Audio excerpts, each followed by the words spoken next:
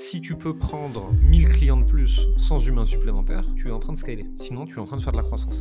Si vous avez un rapport conflictuel avec le marketing et la vente et que vous êtes entrepreneur, c'est mal parti. C'est juste que tu vas encaisser des gens 2 fois 99 €, là où moi je les encaisse 2, 5, 10, 15, 20 000. Et derrière, tu racontes que tu as du MRR, sauf que ce que tu comprends pas, c'est que le MRR ou l'ARR ne sert qu'à valoriser une boîte en fait. Toi, t'es dirigeant en fait. Tu fais ce qu'il faut, point. Et il n'y a pas de je suis trop avancé pour ça. À chaque fois qu'on te demande de remettre les mains dedans, même si c'est pour coller des étiquettes sur des enveloppes, eh ben, tu vas le faire. Et que ça vaille ou pas ton temps, on s'en fout. Mais non, ce n'est pas le bon système pour 99,9% des gens. Juste Internet, tout est faux. L'IA était censé être un cadeau, et en fait c'est un fléau. Le business est un monde de psychopathes, mais il y a quand même des lapins nains qui réussissent de temps en temps. Jérémy, t'es passé plusieurs fois sur la chaîne. La dernière fois que t'es venu, une des dernières fois que t'es venu, on avait cassé des bouches. On s'était amusé à faire un petit ping-pong sur nos hot takes, donc sur nos prises de position, nos opinions un petit peu tendancieuses sur l'entrepreneuriat, sur le business, sur l'argent d'une manière générale. Est-ce qu'on se referait pas la même aujourd'hui? Écoute, moi je suis chaud, si c'est pour dire des conneries, tu sais, moi je suis toujours très très très motivé. De toute façon, on a tout préparé. Et donc, on a nos sujets, on sait de quoi on va parler. Et là, aujourd'hui, petite innovation, on s'est dit qu'on avait beaucoup de choses à dire. On l'avait vu dans le titre, on a 16 sujets à explorer. Et donc, on s'est mis en tête de mettre un petit timer à chaque fois. On se donne 5 minutes pour désosser chaque sujet sans vergogne. Et je te propose de commencer. Je te laisse la main. Je m'appelle Jérémy Coleman, j'ai fondaté, putain, ça commence bien. C'est le matin. J'ai fondaté une école de français. I have fundated. J'ai fondé une entreprise qui s'appelle Coleman Publishing. L'entreprise va avoir 4 ans. Depuis le début, on a dû faire 7 millions d'euros de vente. Cette année, en 2025, on devrait faire entre 4 et 6 millions d'euros de chiffre d'affaires. Et on a globalement un EBITDA après salaire du fondateur, parce qu'il y a tout le monde qui l'oublie toujours celui-là, autour de 20%. On accompagne 500 à 600 personnes par an avec des petits réseaux sociaux, parce que notre thèse business avant tout, ça a toujours été evergreen, pas trop travailler, grosse LTV et écraser tout le monde avec un coût d'acquisition très élevé qu'on peut tout à fait encaisser. Et une fois qu'on a dit ça, on a déjà dit 2-3 trucs, quoi. À savoir que là, c'est le matin. Je suis pas du tout du matin. J'ai un peu trop bien dormi. Je suis en colère. Toi, tu es tout le temps en colère. Donc, je pense que ça va moi, être je suis pas sympa. plus grincheux, donc ça va. Les vrais chiffres des low ticket funnels, j'ai enquêté. PS, c'est pas mieux pour les challenges. Le low ticket funnel, qu'est-ce que c'est? C'est l'idée de dire que je vais faire un petit produit, non pas parce que c'est ma thèse de business, mais parce que l'achat de ce petit produit par des gens qui ne me connaissent pas va diluer mes coûts d'acquisition. Et donc, en fait, je vais avoir des leads gratuits parce que théoriquement, pour 10 € de pub, je vais avoir un achat à 10-12 €. On oublie la TVA la plupart du temps, hein, sinon c'est pas drôle. Et derrière, donc, j'ai un système d'acquisition gratuit illimité qui va m'amener beaucoup de leads. Et derrière, je vais pouvoir upsell une partie de ces leads sur des offres chères, ce qui va me faire un gros profit. La théorie est magnifique, elle marche sur le papier extrêmement bien. J'ai des copains à moi qui vendent ça, et pour qui ça marche bien, et j'en connais d'autres qui l'ont appliqué, pour qui ça marche moins bien. Et je voudrais qu'on se pose vraiment sur les vrais chiffres, en fait, pas ceux des pubs. Les vrais chiffres, je parlais à quelqu'un il n'y a pas longtemps, 10 000 € d'ad spend mensuel pour globalement 10 000 € de vente. Donc il est effectivement break-even, tu vois, il n'y a pas de coût, il a coût neutre. Pour ça, il récupère probablement 1000 acheteurs par mois, à peu près, ou 100 ou 200, enfin ça on s'en fout, c'est pas le sujet. Je n'ai pas fait les calculs exacts, je me souviens plus. 20 à 50% de ces acheteurs-là vont en call, donc ils se bouffent 10 à 15 calls par jour pour faire 1 à 2 ventes par mois. Donc pour un métier détestable, parce qu'il passe sa journée en call de vente avec des touristes, hein, parce que 17 € sur le marché français, c'est des touristes. Et un risque qui est quand même extrêmement concentré sur son tunnel d'acquisition, low ticket avec Meta Ads, etc., pour faire 4 à 5 000 balles. Et avec ça, il n'a pas payé ses opérations, il n'a pas payé son salaire, il n'a potentiellement pas payé ses sales, etc. Mais sur le papier, ça pourrait marcher. Il suffirait de fois 1000 les volumes. Et d'un coup, tu as un système qui s'autofinance et sur lequel tu fais 1 million de profits mensuels. Sauf que le marché français n'est pas assez gros pour fois 1000 les volumes. Donc en fait, tu as un système lourd et extrêmement compliqué qui, si tu es bon partout, en marketing, en vente, en ads, en product, etc., et en opération, te permettra de faire peut-être 5000 balles. Sauf qu'en fait, avec ces mêmes compétences mises sur un autre type de système de conversion, tu ferais probablement 10 fois ça de façon extrêmement facile. En fait, c'est là qu'il est le piège intellectuel. C'est pas que ça ne marche pas, c'est que c'est extrêmement complexe à faire marcher. Et à compétences équivalentes, il faut mieux les mettre ailleurs parce que tu auras de meilleurs résultats. Et sur des trucs qui ont moins de chances de se péter la gueule. Et oui, il y a quelques rares cas où ça marche extrêmement bien. Oui, si tu fais déjà 10 à 15 millions par an et que tu veux le scaler, il y a un moment, il va falloir passer par ça aussi pour diluer ton coût d'acquisition. Mais non, ce n'est pas le bon système pour 99,9% des gens. Tu es en train de dire, en gros, que c'est un petit peu le hard mode de l'entrepreneuriat, un petit peu comme ce qu'on Globalement, pourrait retrouver avec un SaaS, quoi. ouais, c'est ça. Dans l'infoprenariat, le coaching, la formation, il y a 3 types de produits. Il y a le low ticket, moins de 100 euros. Il y a le mid ticket qui veut tout dire et rien dire selon les marchés, mais globalement, ça va de 250 à 1000. Et tu as le high ticket, 1000, 2000, 5000, 10 000, 50 000 sur du B2B, tu vois, pourquoi pas. Avec le high ticket, tu peux probablement pas aller au-delà de 5 à 10 millions par an, ce qui est déjà très bien, et tu as un niveau de complexité à 3 sur 10. Le mid-ticket va te permettre d'aller de 10 à 15, 20, tu vois. Tu as un niveau de complexité 7 sur 10. Le low ticket, c'est ce qui te permet d'aller bien au-delà, et encore sur les marchés français, ça se discute, mais le niveau de complexité, il est 10 sur 10. Pour peu que ton low ticket, tu le rajoutes avec un abonnement school et que tu découvres la notion de churn dans l'information, c'est encore un délire, et voilà, t'es mort. D'autant plus que ça repose sur une prémisse qui est que l'information n'est qu'un proxy au résultat escompté. C'est-à-dire que l'information, pour générer du résultat, nécessite un passage à l'action. Et par définition, le low ticket, tu n'es pas, tu n'as pas, tu n'es pas en mesure de pousser ton client au passage à l'action. Donc tu reposes intégralement sur son bon vouloir, sur sa volonté, sur sa capacité d'exécution intrinsèque. Et ce qui est extrêmement compliqué. Ce que tu peux beaucoup plus Combien assurer pour de... le coup avec du high ticket. Complètement. Combien de formations à 10 euros on a tous sur notre drive qu'on n'a jamais ouvert parce que comme on l'a acheté, parce qu'on a eu un peu de FOMO, on s'est dit ah ça me servira un jour. J'en ai au moins 15 ans. C'est quoi le taux de réussite des entrepreneurs, de ta connaissance hein, sur le marché français, des infopreneurs sur ce type de produit-là? Moins de 10%. Moins de 10%. Ok. En fait, Donc si ta tu reco, c'est veux quoi? réussir à être break-even sur ce système, il y en a quand même pas mal qui y arrivent en fait. Le problème, c'est la thèse selon laquelle tu vas faire tout ton cash en upsell. L'upsell est extrêmement plus compliqué que ce qu'on croit. Donc c'est bien, tu as une machine à lead gigantesque qui s'autofinance, mais c'est que des leads pourris. Tu vois, c'est cool, j'ai désormais 10 milliards papier en valorisation de boîte dont personne ne voudra jamais. C'est pareil en fait. T'as des leads mais ils servent à rien. Et ils serviront jamais à rien. Oh, mais c'est des leads qui te rapportent de l'argent sur le papier. Donc Sur c'est le papier. forcément cool. Et oui, mais tu gagnes pas d'argent parce que tes 10 cas de vente, une fois que tu as enlevé la TVA et les opérations, en fait, tu même pas break-even, tu es à perte. Sauf si tu es à Mais Dubaï et tu feras la TVA, mais tu sais qu'on accompagne des clients qui approchent les 10 millions d'euros de CA, qui ne connaissent pas leur CAC. oh putain.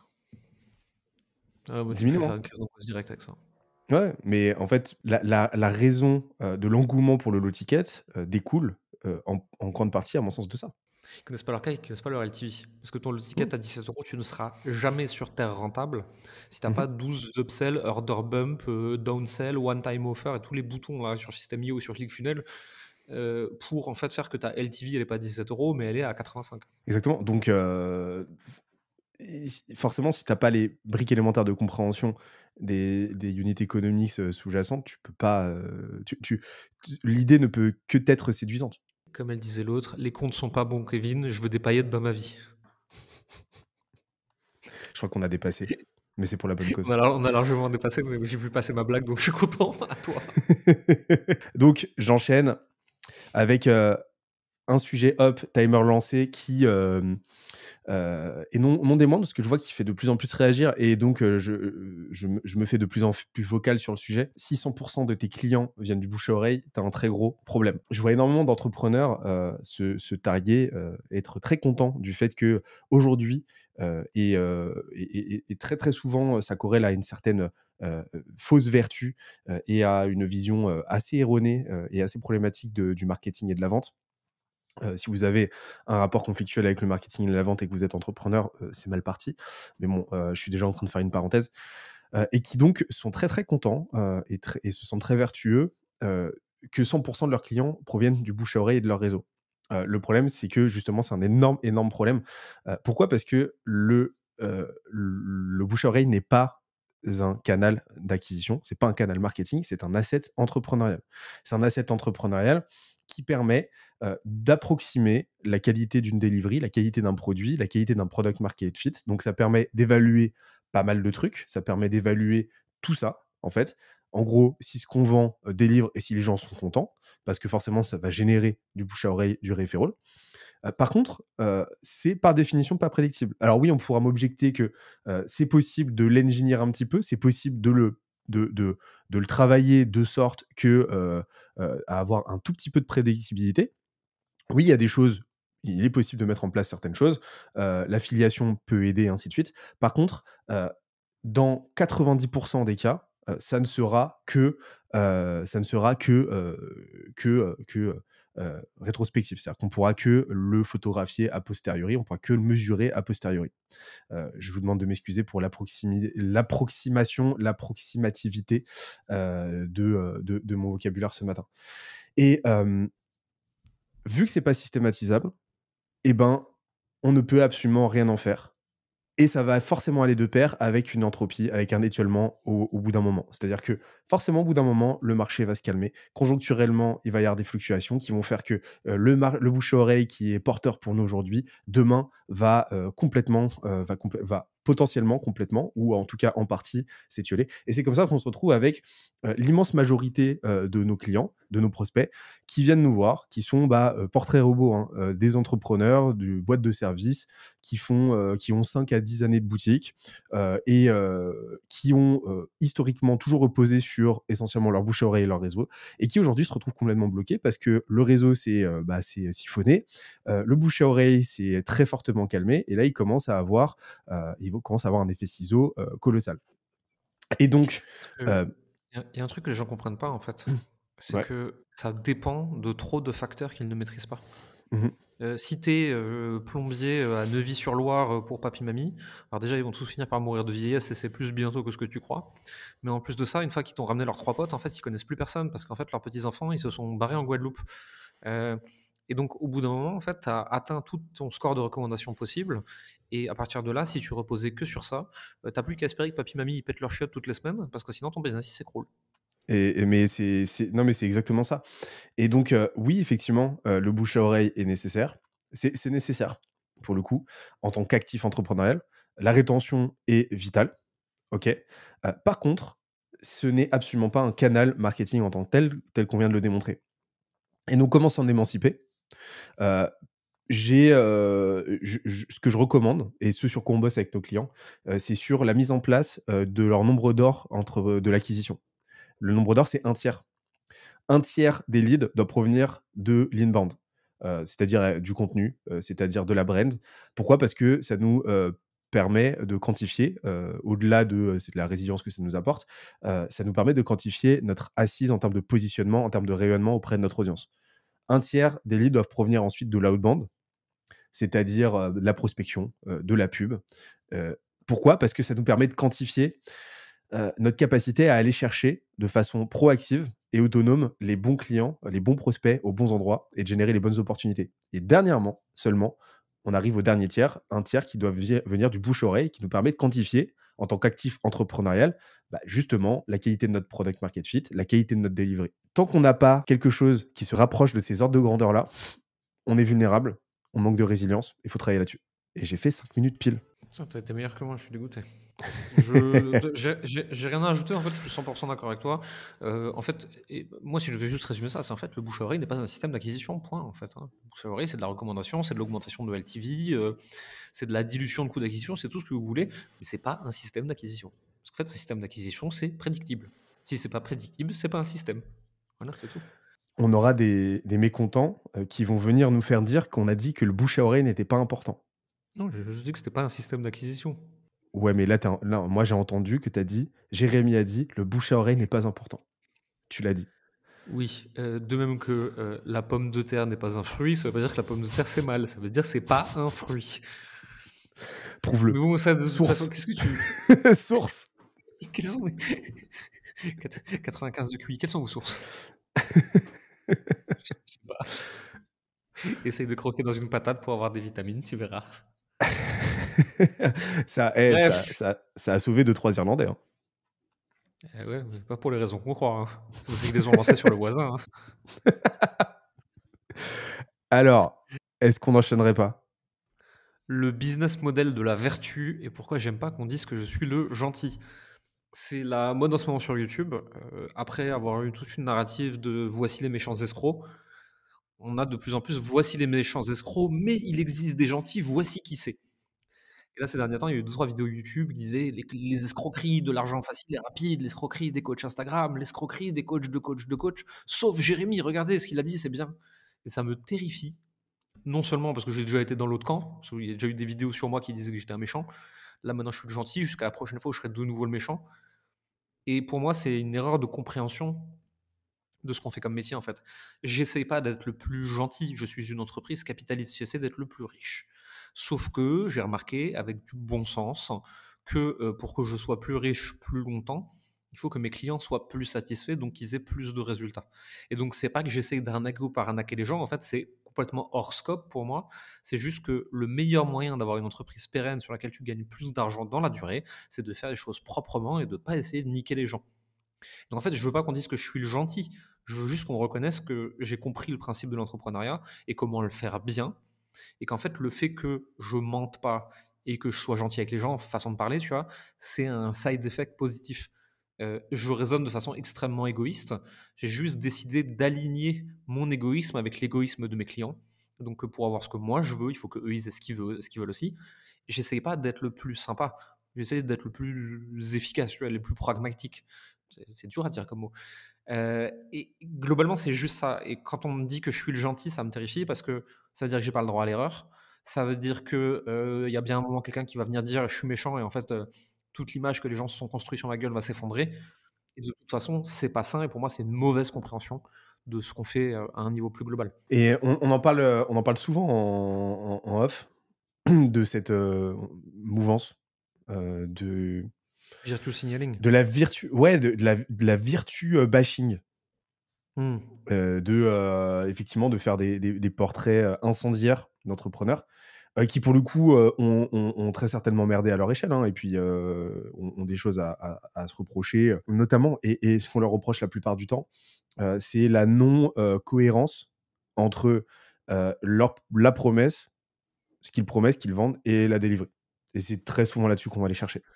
J'ai Et vu, j'ai vu, hier un mini reportage YouTube sur, l'échec de Angel, le vélo connecté haut de gamme, électrique de Marc Simoncini et à quel point ça s'est éclaté la gueule par terre, à quel point ça aurait pu être prédit, machin et cetera. Alors déjà, quand les apprentis entrepreneurs, viennent, analyser a posteriori, ce qui est quand même vachement plus facile, un projet d'un entrepreneur qui a quand même réussi 2-3 trucs, ça me fait toujours doucement sourire. Mais c'est surtout que, si tu es si fort, tu qu'à faire mieux que lui, quoi. C'est, en attendant Simoncini, OK, il s'est complètement planté sur un des projets. Maintenant, de 1, j'aurais pas fait mieux, de 2, il a fait Midic et d'autres trucs. OK, c'était il y a 15 ans, mais n'empêche qu'il les a fait. Et quand je vois des micro-entrepreneurs qui arrivent pas à générer 1 000 € par mois, qui viennent juger un mec qui a fait des boîtes à 50 millions, ça me crispe un peu, quoi. Et ce truc de la vertu de: «Moi, je suis le gentil, moi, je sais mieux», en fait, tu sais rien, sinon tu l'aurais fait, quoi. après tout dépend de l'intention, c'est-à-dire que, une analyse, apprenante, et constructive, d'essayer d'identifier les erreurs, ça peut être intéressant. Non, non, là, la Par thèse de contre, la vidéo, c'était, vu comment il s'est planté, est-ce j'imagine qu'on peut que encore lui faire confiance pour, investir dans des boîtes dans qui veut être mon associé? Un c'était, peu fatigué. justement pour apporter, apporter une dialectique à ce que j'imaginais être un angle, un petit peu, putassier, quoi. Mmh. Et ouais, pour le coup, on peut avoir une analyse, froide et analytique, d'un fail. Par contre, pour le coup, je me méfie, tu vois? Perso, je me méfie très fortement du procès en virtue signaling. Pour moi, ça ressemble très fortement, à un procès en hypocrisie.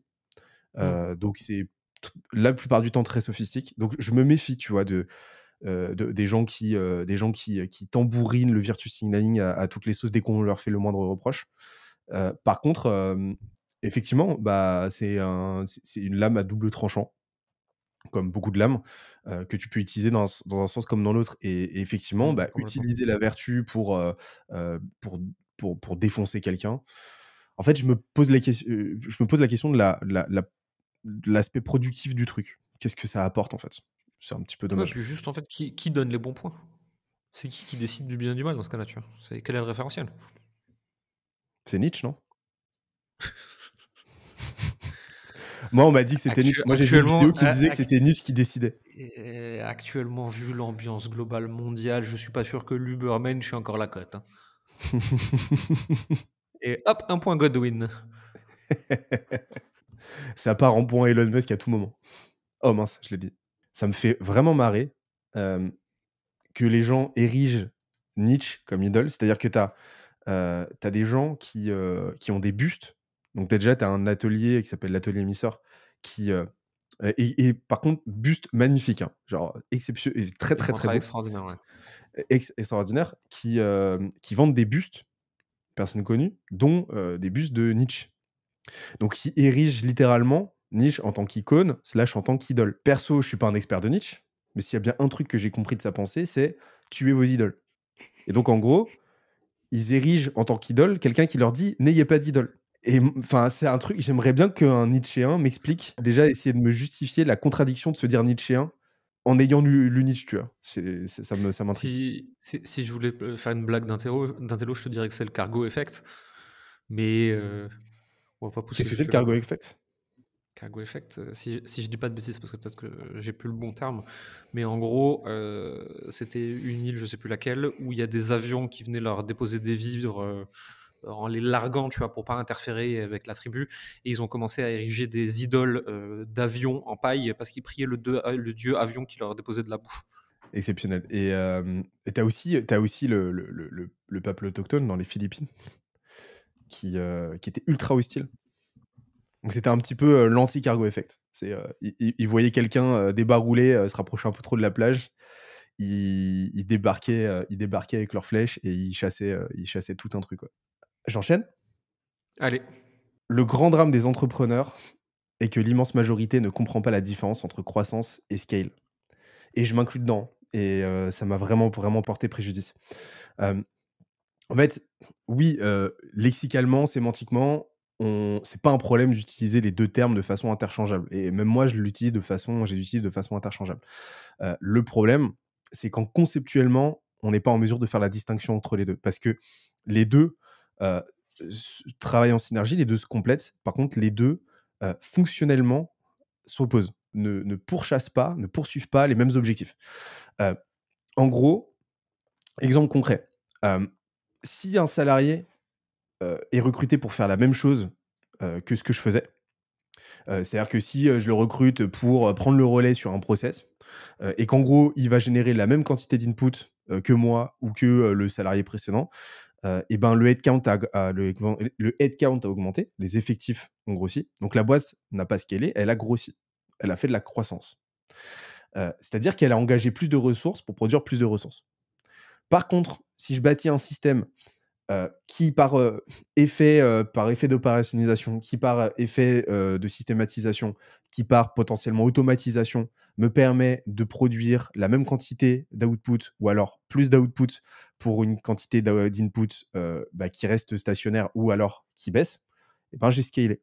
C'est-à-dire que j'ai travaillé l'efficience de ma boîte de sorte à produire plus avec moi. Et ça, c'est la grande distinction entre les deux. C'est-à-dire que la croissance consiste à chercher à en faire toujours plus avec toujours plus, là où le scale consiste à en faire bosser son système de sorte à ce qu'il génère plus avec moins. Donc, la croissance augmente la capacité de rendement absolu d'une boîte, là où le scale l'optimise. En fait, ne pas comprendre ça, c'est se vautrer dans l'appel à la facilité, c'est se vautrer dans la gratification instantanée dans laquelle je suis tombé aussi, de la croissance. Parce que la croissance, c'est ce qu'il y a de plus gratifiant. Parce que t'embauches, tu crées des emplois, parce que ton CA grossit. Et donc, ouais, au quotidien, c'est vachement stimulant. C'est grisant même. Là où le scale, c'est frustrant parce que ça nécessite de se poser des questions, ça nécessite de potentiellement s'interroger sur ce qu'on fait mal, ça nécessite de faire un pas de côté pour se demander si potentiellement faire de la croissance, grossir la capacité de rendement absolu, c'est une bonne option et s'il n'y a pas d'autres options plus pertinentes à l'instant T, ça nécessite en gros de se creuser les méninges et de potentiellement passer des journées entières à faire des trucs un peu chiants, quoi. Et donc, le scale a tendance à être délaissé. Là où les deux, à mon sens, doivent travailler en synergie. C'est-à-dire que oui, il y a un moment où la croissance est nécessaire. Il faut augmenter la capacité de rendement absolue. Je suis un go muscu, je dois augmenter ma capacité de travail. Heu, je dois être en mesure d'adapter, mon corps, mon système à pouvoir encaisser, X séries de plus pour pouvoir aller chercher le prochain round d'hypertrophie et de progression. Par contre, il y a un moment, où il faut justement se poser et optimiser son existant pour le rendre, plus rentable, pour le rendre plus efficient, plus résilient et ainsi de suite. Et donc les 2 fonctionnent, je le conçois vraiment comme un fonctionnement en escalier. On va avoir une phase de croissance, on va embaucher, on va aller chercher le prochain palier de CA et ensuite on assainit. Le danger, c'est quand conceptuellement on n'a pas fait cette distinction-là et qu'on se retrouve à faire trop de l'un ou trop de l'autre, ou pas du tout de l'un, pas du tout de l'autre, et que le déséquilibre s'opère. Et ça fait des boîtes qui sont des machines à croissance, mais avec aucune optimisation, aucune systémisation, et qui donc, heu, au moindre sont des fétus de paille, et qui donc au moindre, la moindre perturbation, la moindre fluctuation conjoncturelle s'effondre. Ou alors ça fait des boîtes beaucoup trop optimisées, très, très rentables, avec des LTV sur CAC de malade mental à 9/1, mais qui par contre ont une capacité de rendement absolu moindre et donc n'ont fait juste aucune croissance et donc sont des boîtes très, très rentables de 3 personnes, mais avec, 0 rendement quoi, heu et 0 croissance. Donc ça, c'est un petit peu les 2 extrêmes. Tu as d'un côté, Miro et de l'autre, la boîte solopreneuriale, giga rentable de une personne. On peut prendre les termes, tu vois? Croissance, plus Mmh. scale, échelle, économie d'échelle, plus avec pareil. Déjà, de toute façon, dans toutes les boîtes de services, le scale n'existe pas. Point. On peut en approcher, mais foncièrement, il n'existe pas. Il y a un moment, forcément, que ce soit au bout de 10, 100, 1000 ou 10 000 unités, il te faudra un humain de plus. Donc, de toute façon, ce n'est pas du vrai scale, même si on en utilise tous les termes par abus de langage. Euh, Si tu peux prendre 1000 clients de plus sans humain supplémentaire, tu es en train de scaler. Sinon, tu es en train de faire de la croissance. La croissance, c'est très bien, hein, c'est pas un problème, hein. Mais d'ailleurs, moi-même, dans tous mes contenus, tous mes podcasts, tous mes machins, je parle de scaling. C'est faux. That's C'est it. le danger, c'est quand tu te mets à les opposer ou à les utiliser, sans une maîtrise, comme on l'a dit, hein, conceptuelle suffisante. Heu, ouais, effectivement, le scale, faut vraiment le voir comme un spectre, faut Ouais. qui va varier en fonction, de la À quel point tu potentialité scales. de scale. Voilà, d'à quel point tu scales et de la potentialité de scale de ton modèle économique à la base. C'est-à-dire qu'effectivement, du service, quelque chose qui va reposer sur de l'humain, tu ne peux pas le scaler dans l'absolu.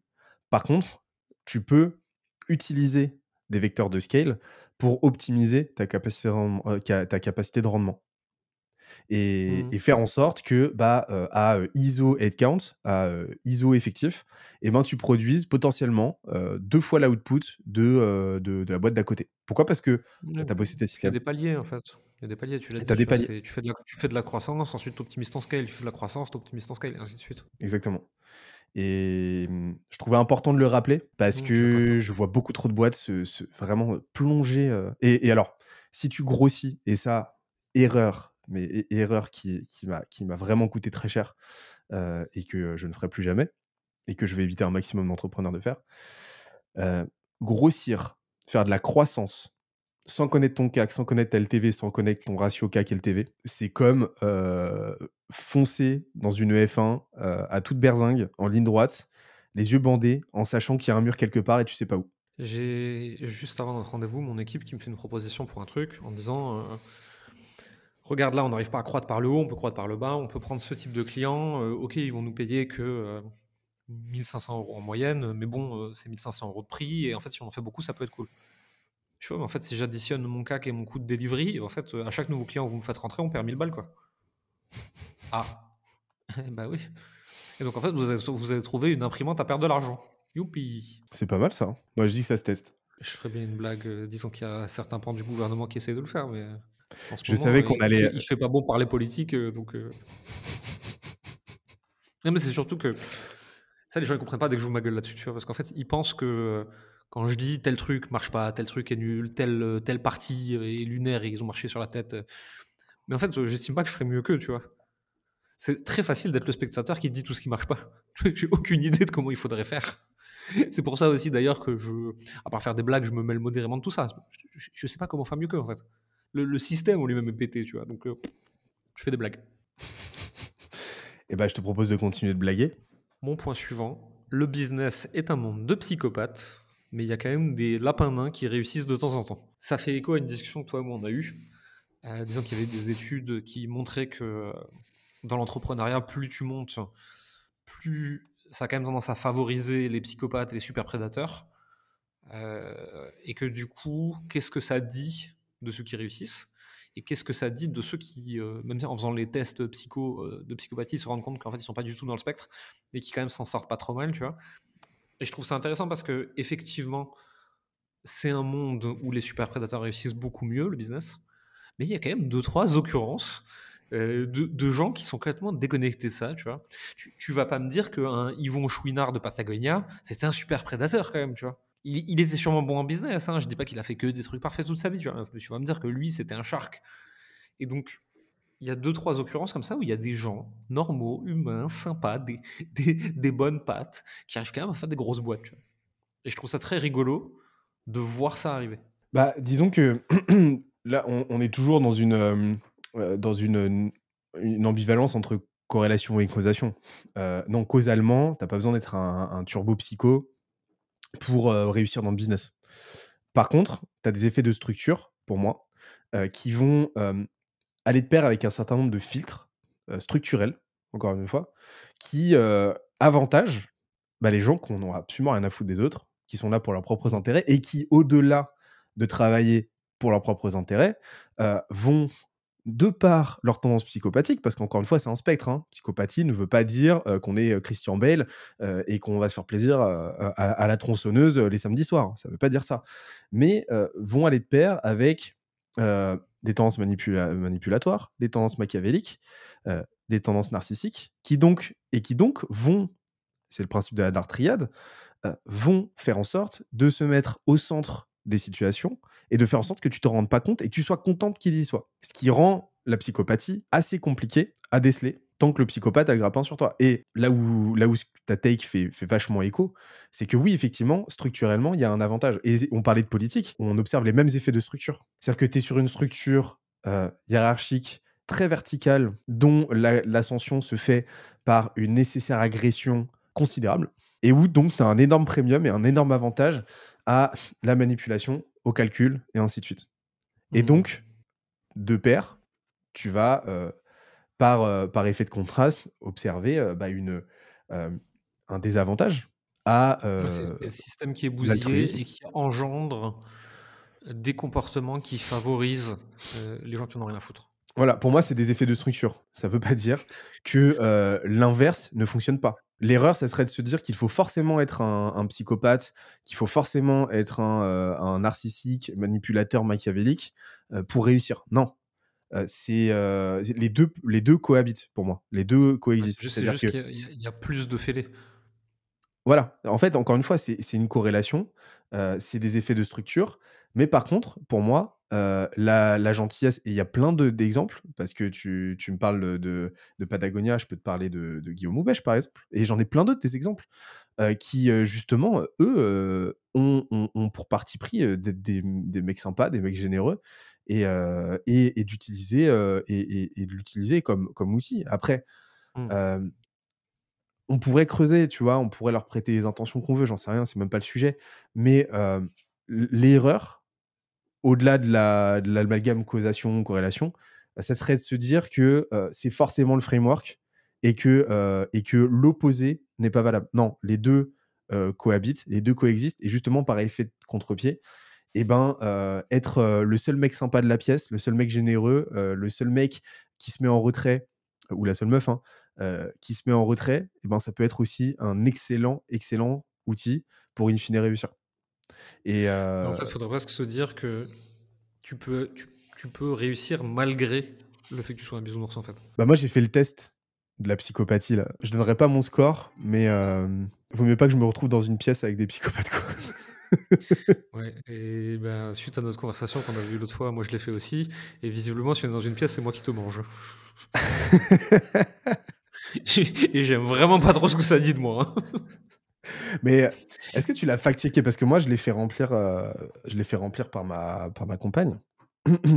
On l'a fait mutuellement, en fait, on l'a rempli pour l'autre, histoire de se fact-checker. Et est-ce que toi, tu l'as fait remplir par quelqu'un? Non, je l'ai pas fait remplir par quelqu'un d'autre, mais parce qu'il y a certains aspects de ma pensée que je dis au test et que je dis pas à qui que ce soit. Et en fait, moi, je différencie ce que je pense et comment j'agis. Et j'ai toute ma vie orchestrée, enfin, j'ai orchestré toute ma vie de sorte que mon environnement me conditionne à avoir les bons comportements et me laisse jamais aller vers mes plus bas instincts. Moi, c'est ça mon garde-fou, ça a toujours été ça. Et je suis pas sûr d'être le plus bisounours de la pièce, mais je me suis entouré de gens que ça décevrait que je ne le sois pas, des gens que j'aime beaucoup autour de moi, et donc ça me pousse à me comporter correctement. D'où l'importance de l'entourage, de l'environnement. À mon tour, mon point, et je pense que le point va être assez. On aura le temps d'en parler sur les 5 minutes. C'est que l'avenir du contenu se trouve dans le second écran. Qu'est-ce que j'entends par là? Deux postulats. Premièrement, que l'avenir du contenu se trouve quelque part du côté de la vidéo, slash aussi de l'audio. J'inclus le truc, j'inclus l'audio et le vidéo, l'audiovisuel en fait, dans le même ensemble, dans la même continuité. Et que de l'autre côté, le contenu écrit va lui s'extrémiser dans le sens d'un contenu extrêmement fouillé, et extrêmement poussé, extrêmement personnel. Et je vois poindre, mais ça c'est un autre sujet, mais j'ai le temps de faire une petite parenthèse, je vois poindre une renaissance, un réessor du médium, tu vois, du format médium avec des gros essais de plusieurs milliers de mots, voire même plusieurs dizaines de milliers de mots. Pourquoi? Parce que 2 facteurs. Déjà, qu'est-ce que j'entends par contenu de second écran? Pour moi, le contenu de second écran, c'est exactement ce qu'on est en train de faire. C'est-à-dire du contenu que tu peux, écouter, du contenu vibeux, du contenu très personnel, que tu peux, et très spontané, qui repose sur les capacités oratoires, sur le niveau d'expertise de l'interlocuteur et non pas sur sa capacité de scripting, de rédaction et de post-production, de montage et cetera. Que tu peux écouter en faisant autre chose, que tu peux mettre sur ton second écran, en fait. C'est ça l'image du second écran. Et et que tu peux consommer comme ça de manière un petit peu passive. J'entends par là les podcasts, j'entends par là, les talks et j'entends par là le stream, principalement. Ce format vient aux antipodes de, la mouvance qu'on observe au niveau du contenu aujourd'hui qui est, la mouvance du contenu de premier écran, généré par IA. Il y a de plus en plus, si on va sur YouTube, il y a de plus en plus de contenu et on le voit, hein, format vidéo essai, de premier écran, qui, on le voit, ont été rédigés tout ou partie par de l'IA. Ou alors qui, à minima, repose sur des canons qui rendent le truc ultra gimmicky. Et l'IA, en fait, accélère la production de ce contenu, l'amplifie, la décuple. Ce qui fait qu'en fait, on va au-devant de 2 trucs. Déjà, un étiolement, une régression vers la moyenne de fou, un étiolement de la qualité moyenne de ces contenus-là, et une surcharge, donc une lassitude de l'audience. Et deuxième facteur, une lassitude, une usure cognitive de la part de l'audience. Parce que te faire 30 vidéos essais par jour, au bout d'un moment, tu pètes un plomb. De l'autre côté, on a le contenu de second écran, qui est très facile à produire, qui repose sur des contingents foncièrement humains. On parlait de niche tout à l'heure, humain, trop humain, et qui donc ne peuvent être émulés par littéralement aucune IA jusqu'à preuve du contraire. C'est pas, ça aura peut-être vocation à changer, mais pour l'instant, on n'y est pas encore.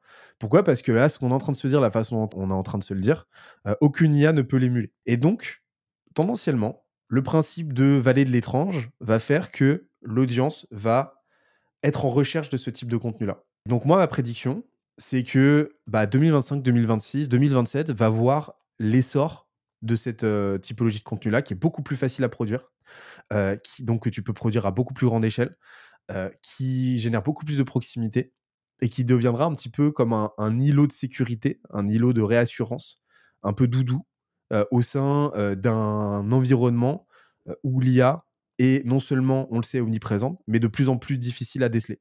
Donc ma take, voilà, c'est que l'avenir du contenu se trouve dans le second écran. Je pense il faut différencier le public beaucoup par rapport à ça. Tu vois. Au global, je suis complètement d'accord avec toi.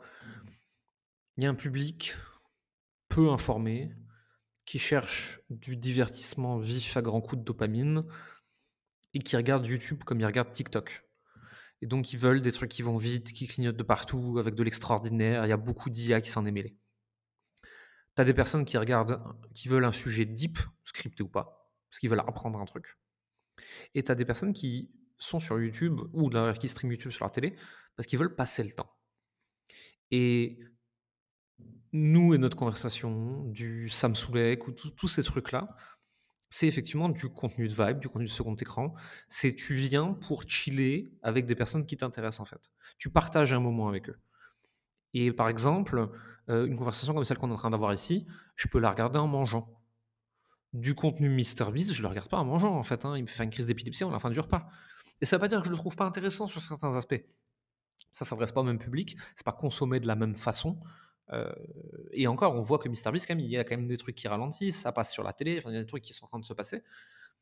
Mais globalement, c'est le contenu se scinde selon la typologie de consommateur qu'il va adresser. Moins ils sont éduqués, plus ça reste du mass market clignotant à grands coups d'IA comme avant, comme on en voyait déjà, hein. C'est juste que maintenant ils ont rajouté de l'IA. Plus le public est éduqué, mais c'est pas éduqué à un sujet, hein, c'est éduqué à Internet en fait quelque part. Plus il cherche du contenu de vibe, et ça tend vers ce que tu es en train de raconter, je pense. C'est super intéressant que tu prennes l'exemple de MrBeast parce que pour moi, il incarne de façon extrêmement prégnante et agressive et visible les deux seuls vecteurs de différenciation aujourd'hui quand tu es créateur de contenu premier écran, qui sont une hausse constante des coûts de production et de deux, tes effets de réseau, c'est-à-dire avec qui tu vas faire du fit and fun en fait. Donc avec qui tu es en Ouais, mesure de te montrer devant la caméra pour créer ce maillage. Le truc, c'est que cette hausse des coûts de production, au bout d'un moment, elle va te pair avec une structure de coûts très inflationnaire et qui ne fait que s'intensifier. Et donc, en fait, tu vas avoir un effet de classisation, de stratification, parce que seul un tout petit nombre de créateurs vont être en mesure de s'aligner, forcément. Et donc, tu vas te retrouver avec une masse de créateurs qui, eux, vont être obligés de se différencier autrement, et donc de se différencier par une hausse de deux manières, soit par une hausse de la quantité de production, donc produire plus de vidéos pour compenser de premier écran, et donc baisser les coûts, mais par contre augmenter le rendement, et donc nécessairement s'appuyer soit sur des auteurs, soit sur de l'IA, soit sur des auteurs qui utilisent de l'IA. Typiquement, Nota Bene aujourd'hui, c'est ce qu'il fait, tu vois. C'est-à-dire qu'il est toujours en mode face cam, un peu comme nous, avec peut-être une meilleure production. Par contre, il a une armée d'auteurs. Pareil pour Poisson Fécond. Et il y en a plein des exemples. Mais le truc, c'est que là, quelle va être la différenciation demain d'un Poisson Fécond avec une autre chaîne qui va faire rédiger ses scripts bien promptés par un GPT 4.5? Une bonne question. À quel point l'attachement à la personne qui raconte l'histoire sera important. Je suis Et je pense pas, que je suis pas très serein que le contenu de premier écran génère une telle accointance, en fait.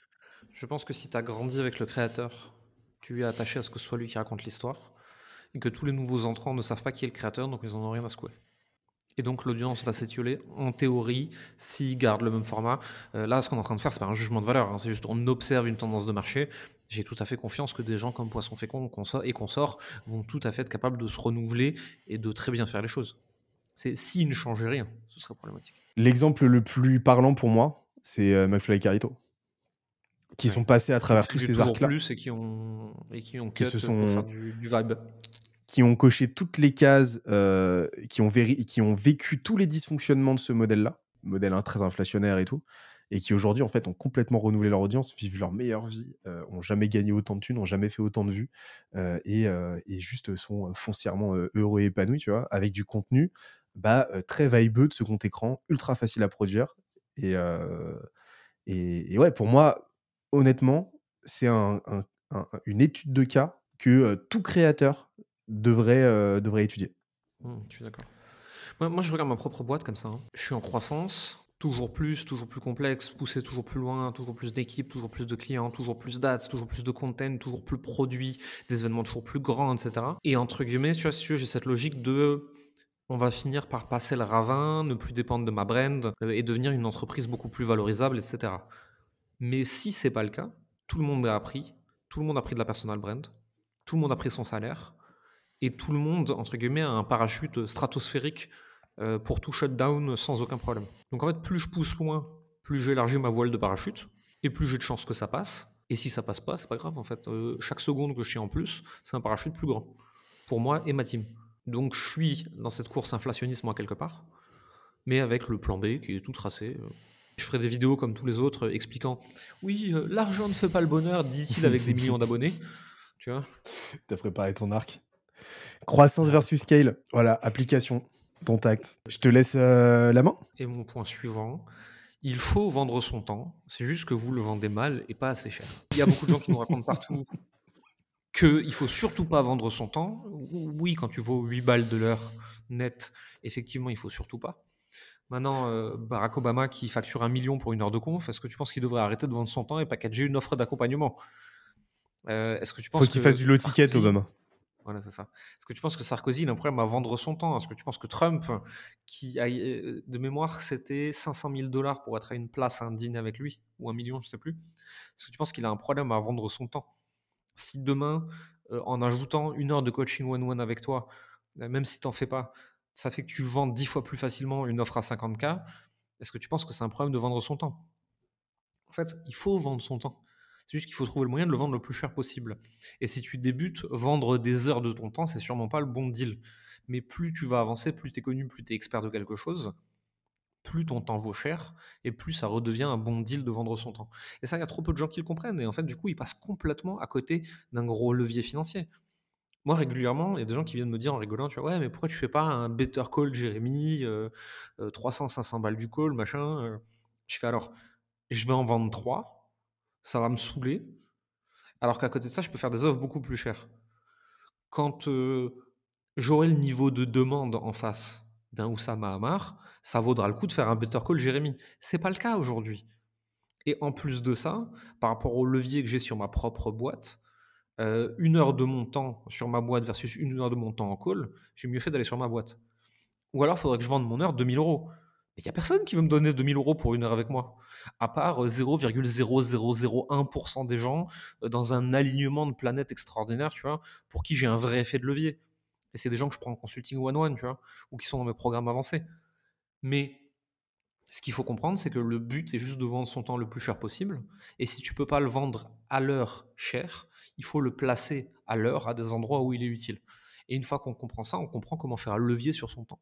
Est-ce que le framework, ça serait pas euh, quantifie déjà combien ton temps vaut actuellement de façon très honnête. Si ton temps ne vaut pas assez cher, bah dans un premier temps, donne-le. Parce que de toute façon, au début, tu dois accumuler de la réputation, tu dois accumuler de l'expérience, tu dois accumuler de la data quant au fait que tu es un bourrin dans ce que tu fais et que tu génères des résultats. Donc là, dans un premier temps, tu dois accumuler des preuves et pour accumuler des preuves, il faut que des gens te laissent faire des trucs. Donc, donne ton temps autant que faire se peut. Donne ton temps comment? Intuitu ou alors à l'échelle avec du contenu. Jusqu'à un moment, tu vas observer un entrecroisement où tu auras de plus en plus de gens qui, parce que tu accumules des preuves, parce que tu les diffuses, et ben, vont vouloir bosser avec toi et seront prêts à te payer des sommes de plus en plus avantageuses. Et là, là tu vas te retrouver à la croisée des chemins qui peuvent tout à fait cohabiter entre deux options qui sont, bah, premièrement, productiser quelque chose. Donc, résoudre le problème que tu as identifié et que tu résous au quotidien à l'échelle avec du product, un infoproduit ou alors un SaaS ou quoi. Ou alors bah, du service, tout simplement, et trouver un moyen de systématiser ta délivrée. Euh, Ça peut passer aussi par juste être un consultant, un freelance plus qui vend très cher son temps parce que tu as suffisamment de pedigree pour ça. Mais pour moi, la meilleure approche, la plus pragmatique en tout cas, et il y a plein de nuances parce que là, on est en train de déblatérer et on va d'essayer d'être le plus efficace possible. Hein.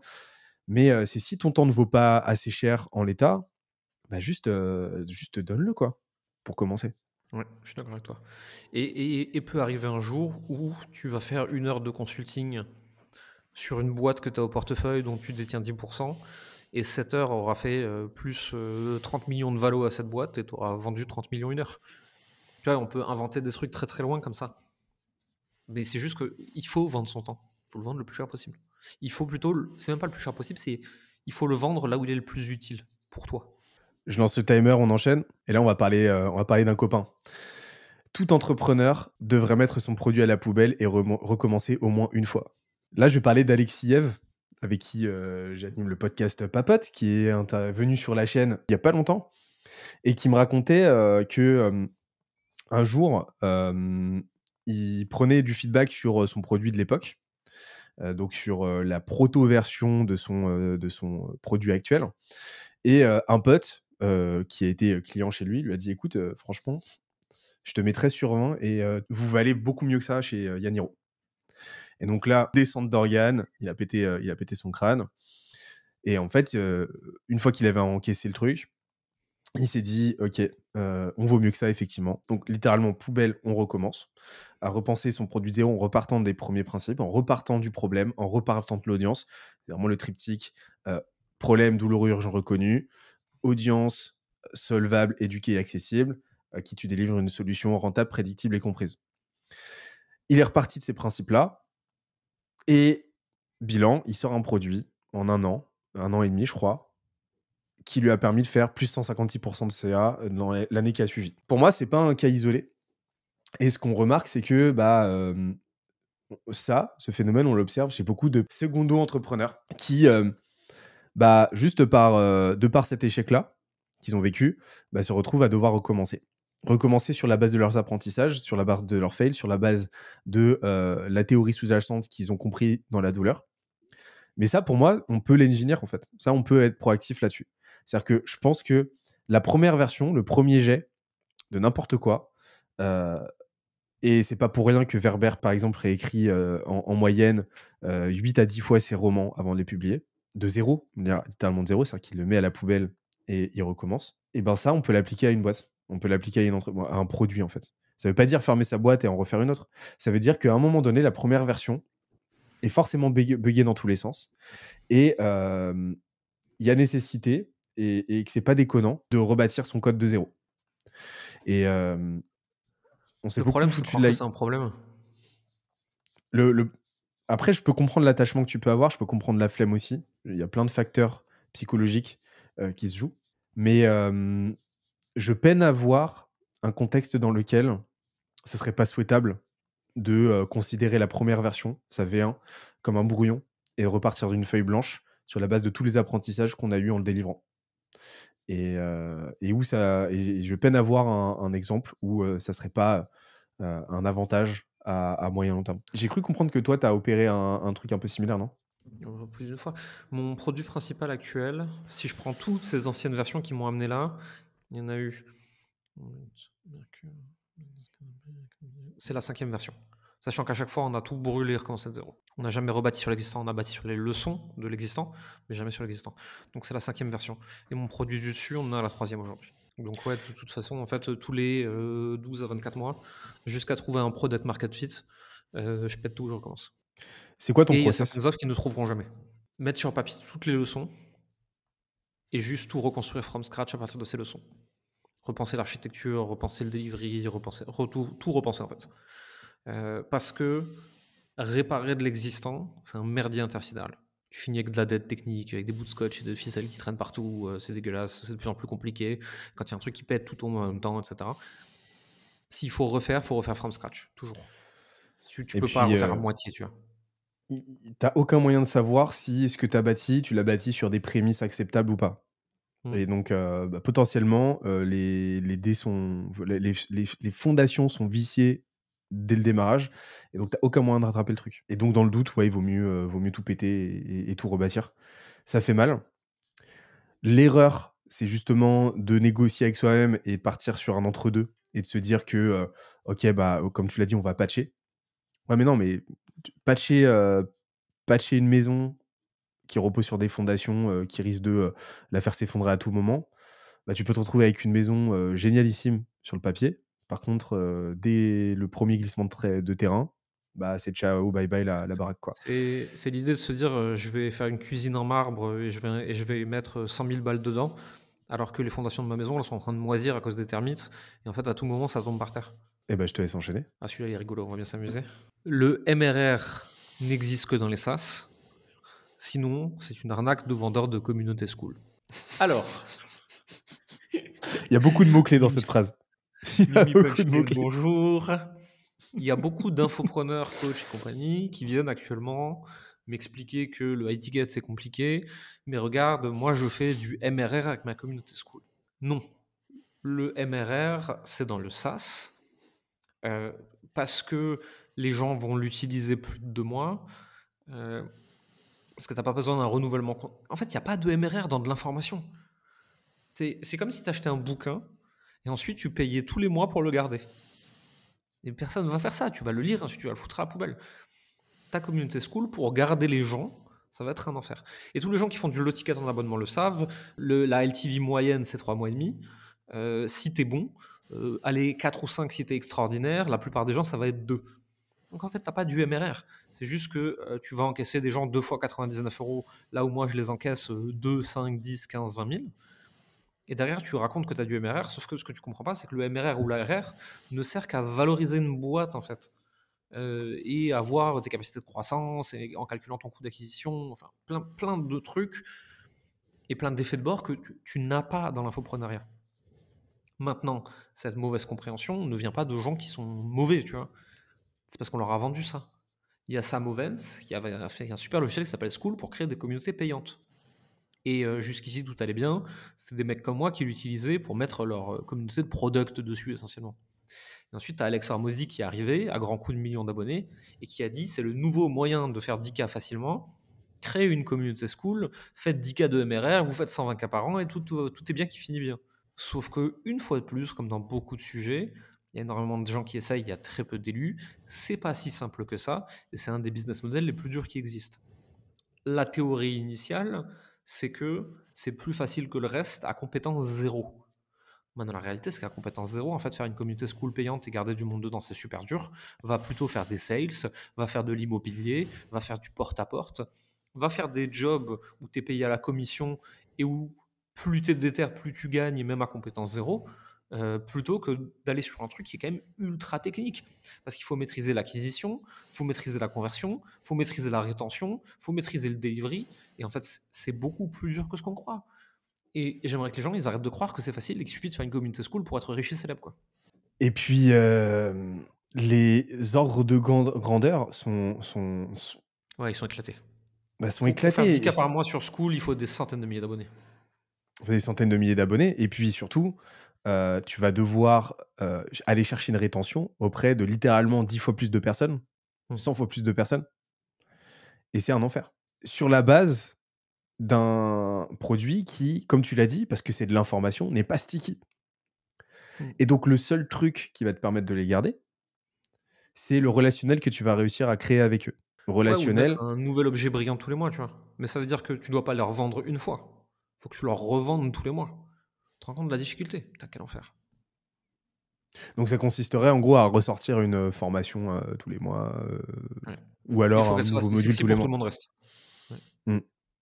Assez sexy pour que tout le monde ait envie de rester, ne churn pas. Marche pas. C'est sympa. Et donc, tu te retrouves en fait à produire des modules un petit peu en carton-pâte, quoi. Tu es dans une rat race de la création de formation pour garder ton MRR qui, de toute façon, si on prend une échelle de temps assez grande, tendra vers zéro. Ça fait envie. Hein. Machine à perdre de l'argent. Moi, à chaque fois que j'ai tenté de lancer un low ticket, alors que, bon, bah, on n'avait pas autant de monde à l'époque. Là, maintenant, on a plus de 100 000 personnes en base dans la news. Mais à chaque fois que j'ai tenté de lancer un produit low ticket, on s'est retrouvé avec des MRR mais éclatés sur la base des projections, qu'on s'était faites. Et les projections vraiment tenaient la route. Hein. On était, tu vois, on s'était aligné sur les estimations pessimistes et tout. On a fait mais genre un résultat divisé par 5 par rapport à la projection pessimiste et avec un churn qui Et était vous êtes genre bon. légendaire. Et vous êtes bon. Je me suis pas très très bon sur du low ticket, honnêtement. Enfin là, pour le coup, je serais pas en mesure de dire que j'ai performé, donc tu vois. Mais tu vois, avec ta team, tu vois, vous êtes bon en acquisition, vous êtes bon en marketing, vous êtes bon en vente, vous êtes bon en content, etc. Tu vois. Vous avez quand même un niveau de compétence plus élevé que la moyenne sur tous ces sujets. Imagine quelqu'un qui les a pas. Ouais. Mais attends, School, c'est quand même Alex Hormozy. Merde. T'es en train de dire du mal d'Alex Hormozy, là? Ah non, comment est-ce qu'il a réussi à le faire? Il Est-ce que c'est avec a un produit à 99 € ou est-ce que c'est avec, Gym Lounge qui vendait des packages qui, de mémoire, démarraient à 15 000 et où la LTV c'était 42K? ah, ça commençait à 15 000. Je croyais que c'était, Ouais, le quin package, c'était 40K direct. ah peut-être, peut-être. Je Il me sais plus, semble. mais enfin, dans tous les cas, ouais, c'est du ouais, ouais, il a fait du medium ticket, quoi. Mais, ce qui est marrant, c'est qu'aujourd'hui, son produit low ticket, c'est, son livre et que son livre, au-delà du fait que c'est pocket money, dans son mix financier, bah, en fait, il le Ça se considère. discute. Son livre ramène enfin ses livres ramènent je crois 100K par mois. Leur team contenu, c'est 250 par mois.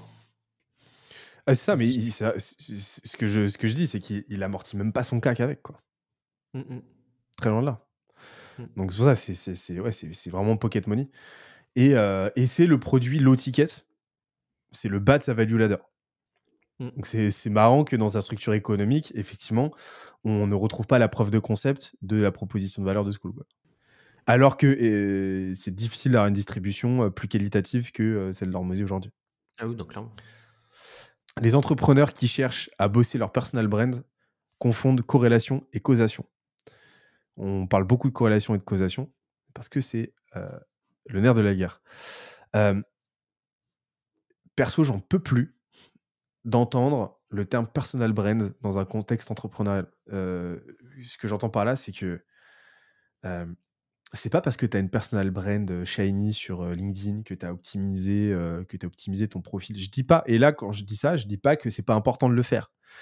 Je dis juste que, avoir des jolies photos de toi prises par une photographe au Pont des Arts, une petite bannière, faite par un graphiste et des posts de storytelling où tu racontes ta vie, et là aussi je dis pas que c'est pas utile, je dis juste que c'est pas ça qui fera que tu auras une personal brand entrepreneuriale. Tu auras là potentiellement une personal brand de créateur de contenu. Retournons au principe premier de ce qui fait une marque entrepreneuriale. Une marque entrepreneuriale, elle découle avant tout, et on va pas détailler l'intégralité de l'équation, du branding, mais elle découle avant tout d'une réputation. Réputation, c'est quoi? C'est la congruence entre ce que tu promets et ce que tu délivres. La congruence entre tes paroles et tes actes. Et plus tu vas être en mesure d'accumuler des preuves tangibles, concrètes, mesurables, observables de cette congruence, plus ta réputation va être renforcée, quoi que t'en dises. Réputation qui va être non seulement, émulée de façon proactive, c'est-à-dire les actions que toi tu vas mettre en place, mais aussi passive, c'est-à-dire, bah, ce que les gens disent de toi. Et tu vas avoir un effet potentiel d'annulation, c'est-à-dire qu'il va y avoir un équilibre qui va s'opérer, au bout d'un moment, entre ta proactivité et la passivité de cette réputation qui te survit quoi qu'il arrive et quoi que tu en dises. Et donc, si tu es très, très fort pour faire du personal branding, et parce que ça te prend tout ton temps, mais que derrière tu fais absolument nimp et que, bah, ta réputation passive est catastrophique, et bah, tu vas te retrouver avec, une multiplication par zéro, et tu vas juste passer pour un peintre. Et c'est ce que, c'est ce j'observe cet amalgame. Je dis pas que j'observe toutes les semaines, tous les mois des gens, se prendre le mur.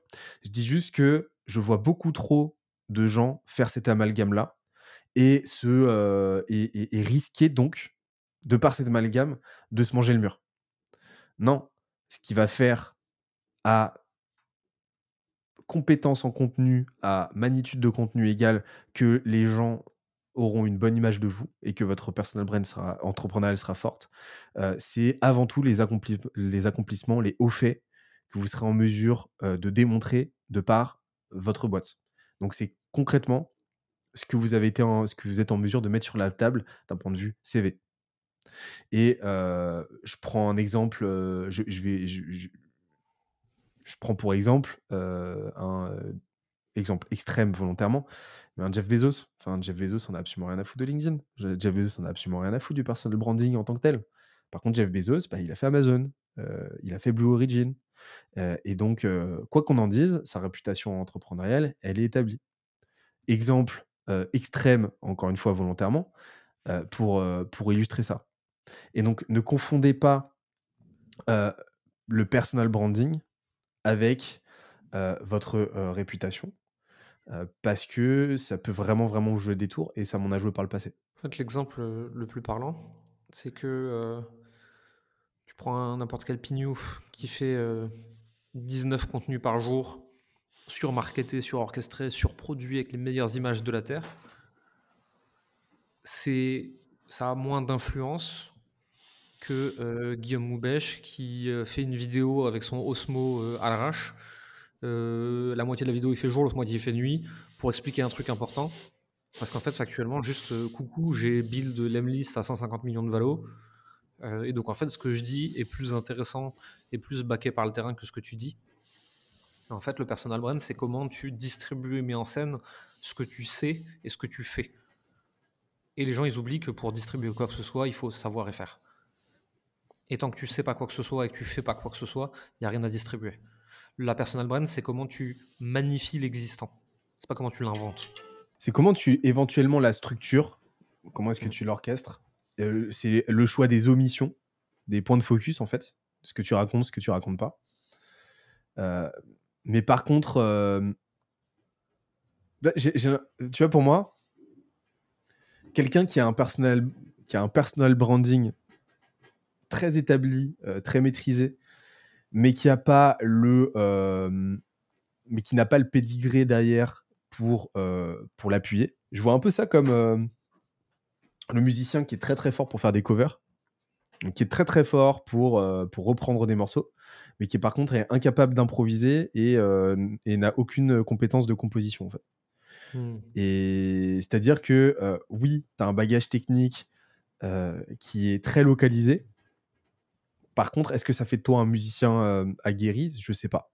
La métaphore vaut ce qu'elle vaut, mais je te l'ai livré. À mon tour, tu n'es pas Alex Hormozy. Cole Gordon a essayé et il est plus fort que toi. Il n'a pas réussi parce que tu comprends pas vraiment ce que vend Hormozy. L'idée de fond, Hormozy a une holding company et a plusieurs boîtes. Cole Gordon a essayé d'avoir plusieurs boîtes. Cole Gordon, c'est 3 millions par mois aux US, essentiellement dans les sales. Il a essayé d'avoir plusieurs boîtes comme Hormozy en rachetant, en prenant des participations, etc. Il a fait une longue vidéo debunk où il dit essayer d'avoir une holdco où tu es CEO de 6 boîtes, c'est de la merde. On n'y arrive pas, tu peux pas scaler correctement 6 boîtes en même temps. C'est même pas que t'es pas assez bon, c'est probablement que le product market fit que tu as eu sur la première qui t'a permis de la scaler to the moon, tu n'arriveras jamais à le retrouver avec les autres. Alex Hormozy, son seul et unique business, c'est de vendre à la famille Hormozy. C'est tout. Avec des business models qui en découlent. C'est pas que il a plusieurs entreprises, c'est que son business model, c'est de racheter certaines boîtes, d'en leverager d'autres avec le média, etc. Bref, tout ça pour dire, cette idée selon laquelle je vais avoir du gros média et puis plein de boîtes, et puis je vais investir, je vais racheter des parts, etc. Il y a peut-être 10 personnes sur la planète qui l'ont fait avec succès. Ils sont probablement meilleurs que nous. Ils ont eu un peu de chance en prime, plus 30 ans de vécu. C'est pas sûr que ce soit le bon chemin pour 99% des gens. Et vouloir emprunter ce chemin alors que tu n'as encore rien fait et que tu sais encore rien faire en se disant moi, day one, je vais faire du Alex Hormozy qui a mis 10 ans pour en arriver là, c'est peut-être une connerie. Preuve en est, Cole Gordon, qui est bien meilleur que nous, a essayé et s'est planté. Il explique pourquoi il s'est planté? Est-ce qu'il a fait un petit peu rétrospective analytique? Il a expliqué qu'il n'a pas réussi à répliquer ce qu'il a fait dans la première boîte dans toutes les autres. Il y en a une seule où il a commencé à réussir, c'était des cliniques de santé, je ne sais plus exactement dans quoi, physique aux US. Sauf qu'en fait, la profitabilité n'était pas la même que sur le business web. Plus il avait 50% de la boîte seulement, plus il y avait des coûts de développement qui étaient beaucoup plus importants. Et en fait, un truc qui lui prenait 1 an pour faire, je sais pas moi, 1 million de cash sur les cliniques, il faisait la même chose en 1 mois avec son business initial. Et donc en fait, il a dégagé toutes ses participations dans toutes les boîtes et il a juste remis tout son focus sur ce qui faisait le mieux et qu'il était capable de scaler en fait. Ok. C'est-à-dire que le modèle Alex Hormozy fait envie, mais là aussi, si on essentialise ça à une équation, au sein de cette équation, il y a une variable que très très peu de gens sont en mesure, enfin, qui est littéralement une barrière à l'entrée pour lui, c'est la volumétrie invraisemblable qui peut s'octroyer de candidature, hein, de par son média, Je crois et de qu'il a par dit, sa, je de crois par sa qu'il a boîte. 10 000 candidatures par jour. dont une partie qui Voilà. rentabilise avec les workshops. Tu vois? Donc en À savoir fait, qu'il investit dans 1 à 2 boîtes par an, je crois? ouais, Donc il forcément y a plein de gens qui disent des choses différentes, mais c'est entre 1 et 4, quoi. donc il a un portfolio de moins de 20 boîtes. Donc la sélection Ouais. est juste Je crois qu'il y en a phénoménale. il y en a 6-10 ou un truc comme ça. Donc oui, faire de l'equity et nous, c'est un truc qu'on est en train de creuser, côté Scalisia. C'est-à-dire que comment est-ce qu'on fait, va chercher d'énormes valos alors qu'on ne veut pas miser sur la croissance justement et le headcount?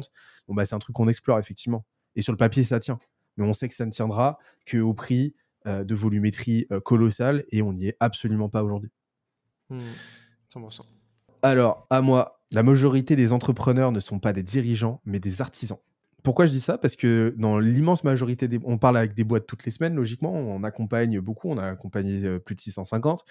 Ce qui se passe dans leur boîte, c'est que rien n'avance sur leur intervention. Ils produisent l'essentiel, de, ce que l'entreprise produit, donc ils sont centraux dans la delivery. Hem, S'ils s'arrêtent, bah, l'entreprise s'arrête.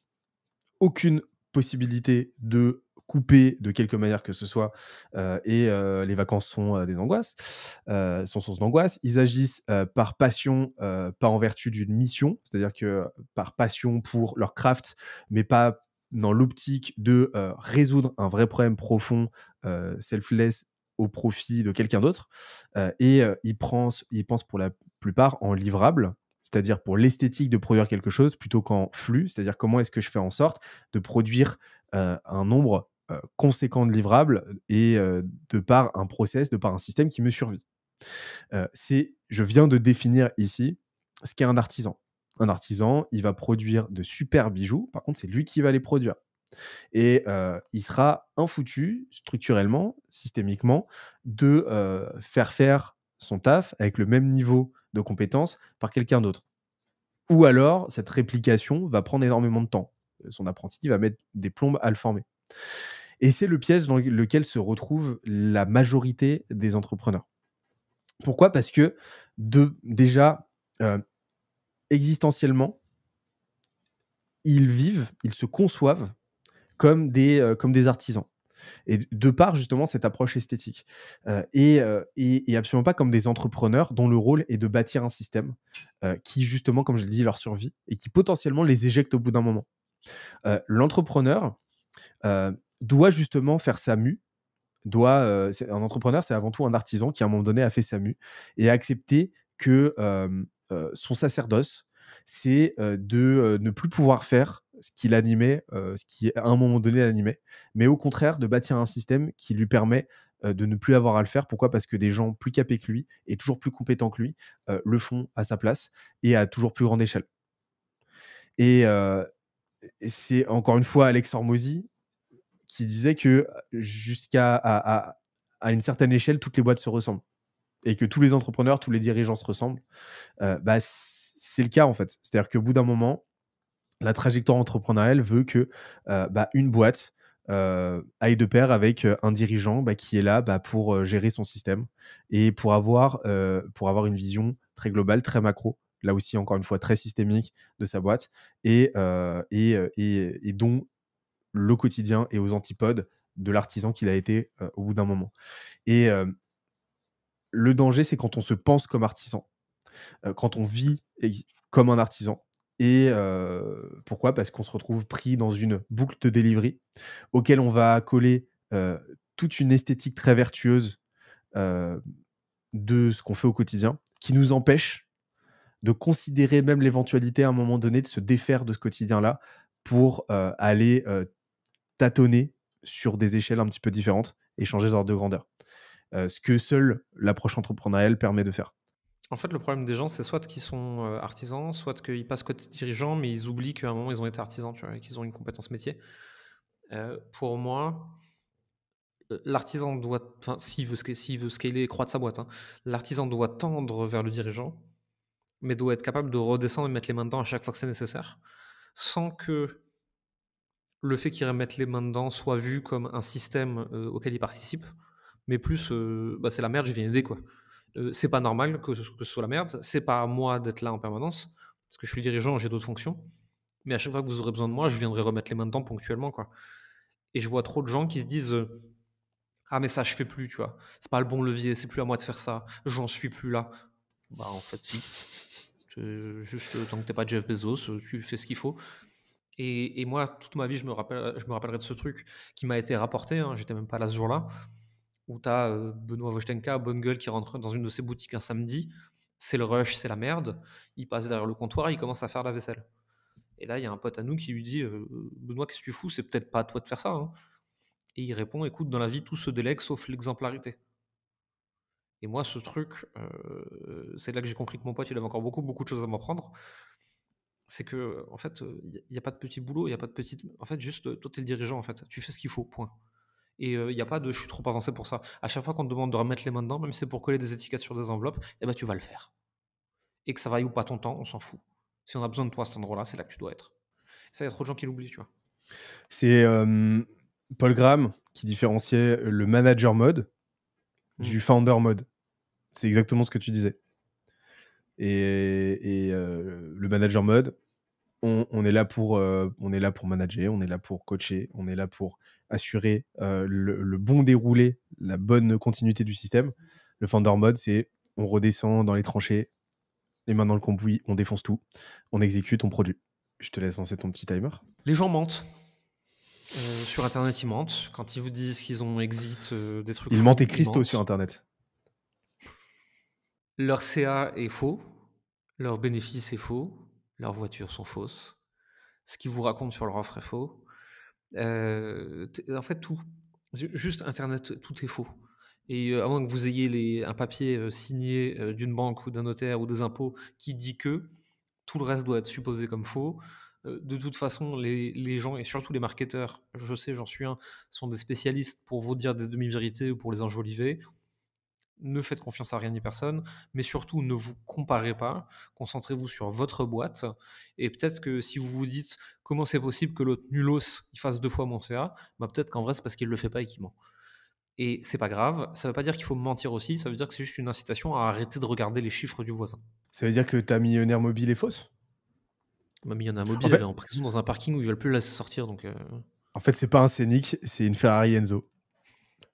ma millionnaire T'avais mobile est trop en honte de ta prison. Ferrari. Elle est en C'est prison? une vraie histoire, elle est vraiment en prison. Je l'ai mis dans un parking, j'ai voulu la chercher des plombes après parce que j'avais pas eu le temps. Ils ont changé le système de borne, mon ticket ne marche plus. À la borne, ils peuvent rien faire pour moi. Je dois appeler les services financiers qui ne répondent pas. Ma voiture est en prison. Je te Mais laisse imaginer la charge mentale. Il y a des pétages de barrières qui se perdent, hein, quand même. Bah ouais, mais je suis quelqu'un d'honnête là-dessus. J'ai pas eu envie de faire voiture bélier. Maintenant, je vais commencer à me fâcher juridiquement s'ils me laissent pas sortir. Surtout que je veux payer. Hein. Je veux payer, mais ils me laissent pas. C'est prodigieux. C'est magnifique. Prodigieux. le capitalisme dans tout ce qui va pas, quoi. Mais ça, c'est un truc, tu vois, c'est un petit cas de conscience que j'ai systématiquement parce que, en fait, j'ai conscience d'à quel point toute info que tu lâches, même si elle est vraie, et moi, jamais de la vie, je vais lâcher une info fausse, jamais de la vie, je vais mentir, notamment sur mes chiffres. Par contre, toute info est forcément partielle. C'est-à-dire que quand tu partages ton CA de janvier, tu dis absolument de ton CA des mois précédents, des mois suivants, qui ont peut-être été plus élevés, mais plus bas aussi. Et donc, tu prêtes le flanc à l'objection de « Ah ouais, mais est-ce que c'est mensuel ?» Bah non, non, on a fait notre record de CA en janvier. Le mois suivant, on a fait un petit peu moins. Mais forcément, le fait que je partage mon CA de ce mois-ci va de pair avec cette omission, qui est pas intentionnelle, et qui fait que, naturellement, par design, une info partagée sur Internet est forcément partielle. Ça veut pas dire qu'elle est fausse, ça veut dire qu'elle ne représente qu'un tout petit pan d'un prisme de réalité beaucoup plus complexe, beaucoup plus étendu et beaucoup plus nuancé. Et en fait, il faut juste en avoir conscience. Ça veut pas dire que l'intention en face est malveillante, ça veut pas dire que l'info est naturellement fausse, ça veut dire qu'il faut la prendre pour ce qu'elle est. C'est une hygiène mentale. Je vais y aller très rapidement, parce que j'en ai déjà parlé pas mal de fois, mais je pense qu'on n'en parle jamais assez. Je vais me donner 2 minutes, tiens. Le syndrome du N+1 fantôme est le mal entrepreneurial du siècle. On a tous vécu, grandi et évolué dans un premier temps, dans le premier temps de notre vie professionnelle, dans des cadres hiérarchiques très verticaux dans lesquels on n'était pas à notre avantage. nos parents, forcément, ont exercé une autorité sur nous. Ensuite, le système éducatif aussi. Et c'est cool, c'est pas le sujet. Mais en tout cas, on était peu ou prou à la merci d'enseignants, d'un corps enseignant qui structurait nos journées et qui décidait de nos faits et gestes et de notre manière même de penser. Heu et ça a continué, ça a perduré derrière, dans les premiers temps de notre vie, professionnelle qui, dans la plupart des cas, dans l'immense majorité des cas, avant d'être entrepreneuriale, était salariale. Donc on avait des N+1 qui décidaient pour nous. On a tous l'image, de l'éléphant qui, une fois libéré, de ses chaînes, continue de se comporter comme si ces chaînes, l'entravaient et reste, cloîtré dans son enclos. En fait, c'est exactement la même chose que j'observe chez énormément d'entrepreneurs. C'est-à-dire que, la majorité des entrepreneurs vont continuer de se comporter comme des salariés au sein de leur propre boîte et vont, heu, faire abstraction complète, ne pas, en fait, computer, ne pas intelligibiliser le fait qu'aujourd'hui, ils sont, par design, souverains au sein de leur boîte. Cette souveraineté, en fait, elle est très inconfortable, et cette liberté-là, on n'y est absolument pas habitué et donc ça amène à ce que j'appelle le syndrome du N+1 fantôme, qui consiste à s'inventer des chimères, qui nous permettent de nous comporter comme si on avait un N+1 au-dessus de nous, qui, décide de nos faits et gestes, qui décide de notre agenda et qui va avoir un impact sur notre capacité décisionnelle.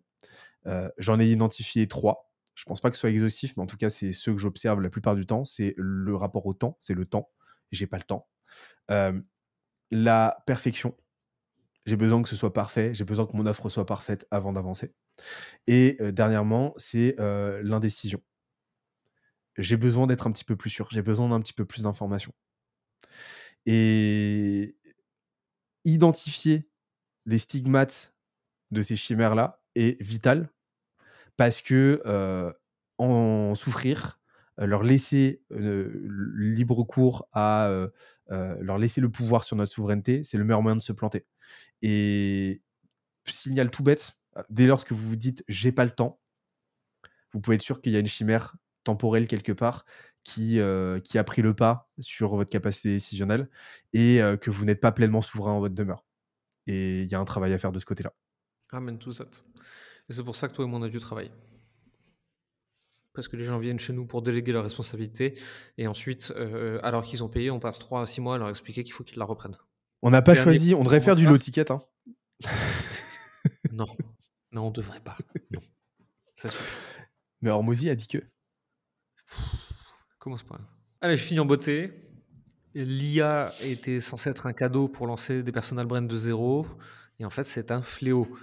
On nous a dit: «Vous êtes nuls en vidéo, vous êtes nuls en texte, vous aimez pas ça, c'est dur pour vous, vous avez pas la compétence. Avec l'IA, ça va devenir facile, rapide et sans effort».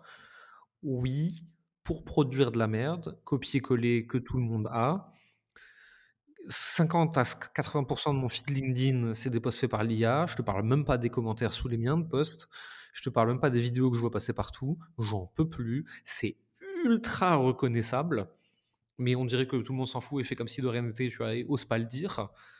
Et donc, en fait, un truc qui était censé nous aider à nous différencier plus facilement, puisque l'IA allait produire notre unicité à grande échelle, elle nous a juste lissés et rendus tous ultra chiants.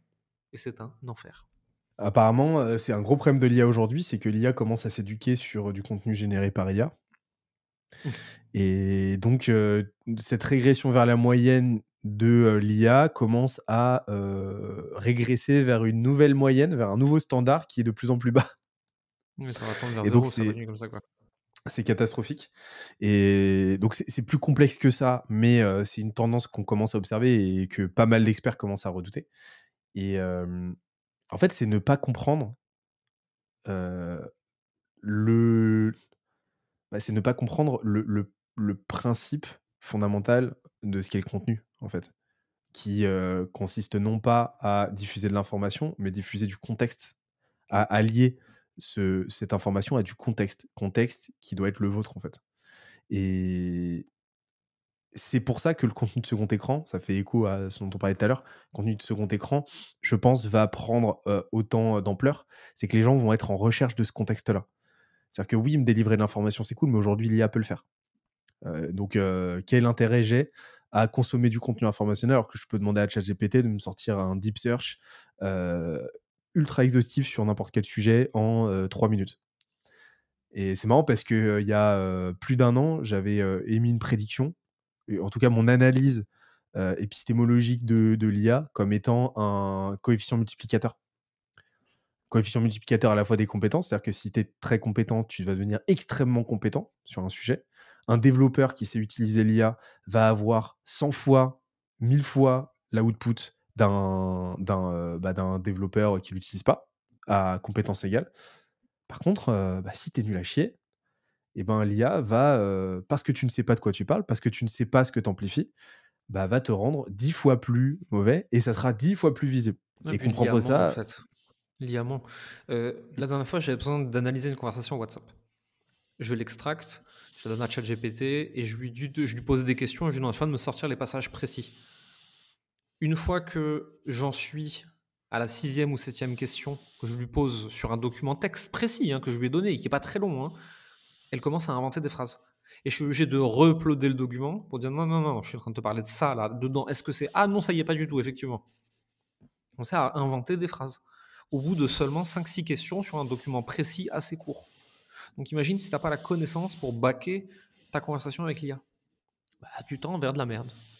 exactement. Dernière petite bafouille. La réponse à 9 questions business sur 10 est je sais pas quand disent tes clients prospects. Encore une fois, hier, je discutais, j'étais en office hour avec un de nos clients qui a 12 ans de boutique. Ils sont plus d'une vingtaine dans la boîte et tout, ça se passe plutôt bien. Et le dirigeant reconnaît que ça fait plusieurs années qu'il parle plus du tout à ses clients. Et l'objectif de l'office hour, c'était on se pose des questions sur notre offre et tout, on n'est pas au clair, etc. Toutes les questions qui se posaient, je leur ai dit, toutes les questions qui se posaient avaient vocation à être posées non pas in vitro comme ça, en salle de réu ou en visio avec moi, mais être posées directement à leurs clients. Donc je leur ai dit, plan d'action, première étape, vous mettez en place, voilà le kit. On a un kit pour ça, avec le script, tout ce qu'il faut pour booker des appels de recherche utilisateur. Vous allez me booker plusieurs appels de recherche utilisateur par semaine sur les prochaines semaines et ne jamais arrêter. Et cette recherche utilisateur, ces interactions doivent être le plus high level possible. Le dirigeant qui arrête de parler à ses clients va au-devant de très très grosses déconvenues. Et typiquement, voilà, des curseurs. Si vous me demandez, si vous me demandez qu'est-ce que tu penses de telle idée, qu'est-ce que tu penses de mon offre, qu'est-ce que tu penses de mon contenu, quel contenu je dois publier, est-ce que telle feature est satisfaisante, est-ce que mon site est clair, est-ce que mon message est clair, est-ce que ce message de prospection est bon, je vous répondrai systématiquement, je sais pas mec, qu'en disent tes clients, qu'en disent tes prospects. Si tu es pas en mesure de me répondre à ça, qu'est-ce que tu fais? Pourquoi tu leur parles pas, en fait? Toutes les questions que vous vous posez trouvent réponse dans leur tête, pas dans la mienne, pas dans la vôtre. Et c'est ce qui fait que dès qu'un client vient me voir en office hour, je réponds non pas, à moins que je sois son client idéal, ça peut arriver, mais je réponds non pas par l'affirmative, je réponds par de la méthodo. Et je le réoriente sur cette méthodologie-là. Et il repart systématiquement avec cette recommandation-là. Et ça changera jamais, en fait. Et donc, arrêtez de vous poser des questions, arrêtez de chercher les bonnes réponses, allez discuter avec vos clients. Et rappelez les prospects que vous auriez dû signer, qui n'ont pas signé, pour comprendre pourquoi. 100% de notre accompagnement et de nos réponses en coaching, en office hour, etc. sont centrées là-dessus. Qu'est-ce que disent tes clients? Tu sais pas, ok, voici comment aller chercher. J'ai pas la réponse en fait. Moi, je peux t'expliquer comment analyser de la data. Je peux te dire où chercher. Je peux te dire comment analyser les réponses. Je peux te dire pourquoi ils disent ce qu'ils disent. Je peux te dire où est-ce que tu fais une erreur de raisonnement. Mais la réponse de ce que pense ton client idéal, je ne la connais pas. Voici où elle est. Petite question à vous qui avez regardé cet épisode. Qu'en avez-vous pensé? Lequel de nous deux vous a le plus énervé? Alors, tout autant de questions qu'on vous invite à traiter en commentaire. Jérémy, c'était trop cool. C'était trop cool. Et j'ai plus les yeux qui brûlent, donc c'est bon signe. C'est bien ça. Non, mais ce serait intéressant qu'ils nous disent en commentaire un point avec lequel ils sont d'accord. Ou genre vraiment, tu vois, c'est enfin quelqu'un le dit, youpi, il était temps. Et un point avec lequel ils sont profondément pas d'accord. Tu vois? Pour qu'on puisse nous aussi, affiner nos raisonnements. Parce qu'aujourd'hui, toi comme moi, c'est nos raisonnements à l'heure actuelle, mais ça veut pas dire que ce sera les mêmes demain. Alors, moi, pour me faire changer d'avis, faut se lever tôt quand même, parce que je suis un peu têtu. Mais, quand on me met de nouvelles informations devant les yeux, je suis toujours ravi de les prendre en compte. Alors bien sûr, faut m'expliquer pourquoi ces informations, d'où elles viennent, et qui es-tu pour les affirmer. Mais j'aime bien quand même, qu'on essaie de nous donner tort. Ça m'intéresse, parce que ça me fait progresser. Donc j'aimerais bien qu'ils nous disent ça en commentaire, en fait. Avec quoi ils sont d'accord et qu'ils se sont dit: «Enfin quelqu'un qui le dit», et avec quoi ils sont en opposition complète. Perso, il y a rien qui me fait plus kiffer intellectuellement que, de me rendre compte que j'avais tort. C'est marrant, hein, mais, Moi, ça dépend venant de qui. Quand c'est ah, quelqu'un que j'aime bien, ça passe mieux que si c'est quelqu'un que j'aime pas. c'est sûr que la connectique émotionnelle est quand même considérable et c'est ce qui fait que tu feras jamais changer qui que ce soit d'avis sur, LinkedIn. Oui, Parce que tu as pas cette ou n'importe où connectique, ailleurs, hein. n'importe où ailleurs. Pour les énerver, les gens en commentaire, je vous donne une astuce et vous allez voir si vous essayez de me casser les bonbons, de toute façon, je vais la faire sur vous. C'est sûr que quelqu'un arrive, tu sais, moi j'ai fait un post, j'avais envie de raconter un truc, il y a quelqu'un qui dise: «Oui, non, c'est ça!» Moi, systématiquement, ma réponse, mais systématiquement, je fais: «Alors, c'est pas tout à fait faux, mais c'est pas tout à fait vrai non plus, c'est un peu plus compliqué que ça, point. Démerde-toi». Là, tu ouvres la boîte de Pandore, là. Là, tu le déclenches Ouais, instant. oui, Et mais là, ça fait du rich. le pavé est costaud après, non? Ah, c'est pas grave, je suis pas pressé. Mais après, tu réponds: «J'ai pas lu». Ou je réponds pas. Ah, c'est encore plus énervant. Oui, c'était cool. On a passé un bon moment, on a bien rigolé, je trouve. Tu reviens quand tu veux, comme d'habitude et Faut qu'on fasse ça chez moi la prochaine fois. Ça fait ah longtemps bah, qu'on quand le tu veux. dit, il serait temps qu'on le fasse. Quand tu veux, on fera ça l'après-midi, comme ça je serai peut-être un petit peu plus alerte. Bon, l'après-midi, j'ai les yeux qui collent, moi. Alors, ce que tu appelles l'après-midi, moi, je t'explique, c'est le milieu de la nuit pour moi, déjà presque, hein. C'est vrai, hein. Je me lève à 4 heures, je me couche à 20 heures. Moi, l'après-midi, c'est surfait, hein. Mais on fera ça en début d'après-midi, genre à 11h. Voilà, très bien, parfait. Merci encore pour l'invitation. Comme d'habitude, il y a une vidéo qui s'enchaîne, automatiquement, sauf si YouTube fait pas son travail, mais en général, il le fait et si vous avez kiffé, vous vous abonnez, vous likez, vous commentez, vous partagez autour de vous. C'était Jérémy, c'était Benoît. On se dit à très vite. Ciao.